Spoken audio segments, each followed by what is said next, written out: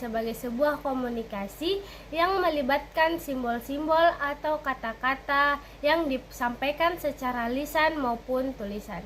Nah, dalam pelaksanaannya ini komunikasi verbal dibagi menjadi dua bentuk, yaitu yang pertama komunikasi lisan dan komunikasi tulisan.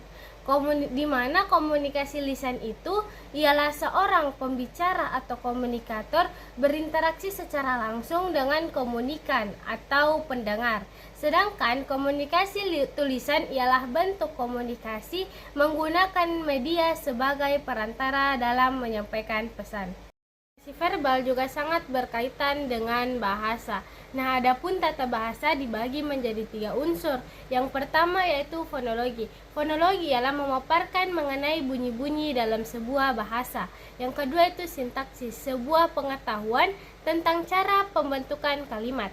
Yang ketiga itu semantik, sebuah pengetahuan yang mengabarkan tentang arti dari sebuah kata atau gabungan kata-kata.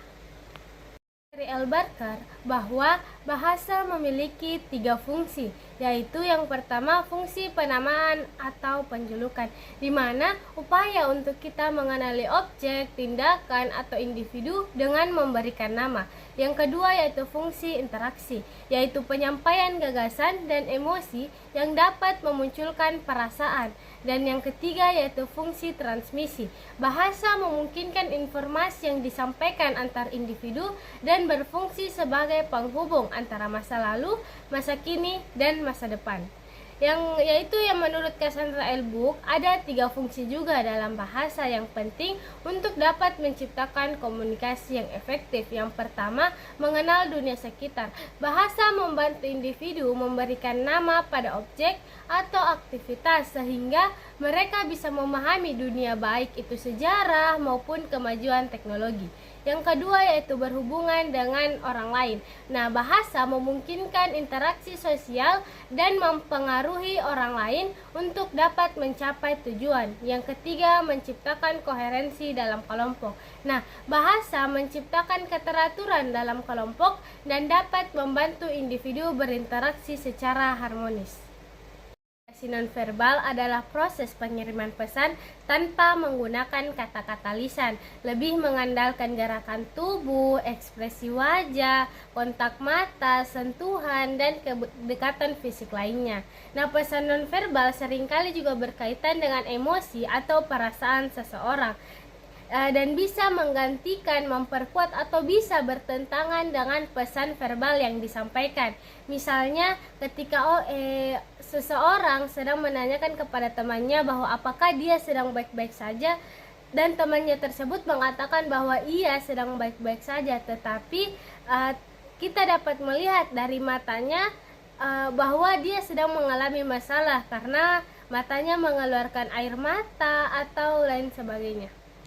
Komunikasi nonverbal terbagi menjadi beberapa jenis, seperti yang pertama, pesan kinestik. Pesan kinestik berkaitan dengan gerakan tubuh seperti ekspresi wajah dan gerakan tangan. Nah, yang kedua yaitu pesan artifaktual, yaitu berhubungan dengan penampilan fisik atau aspek visual lainnya.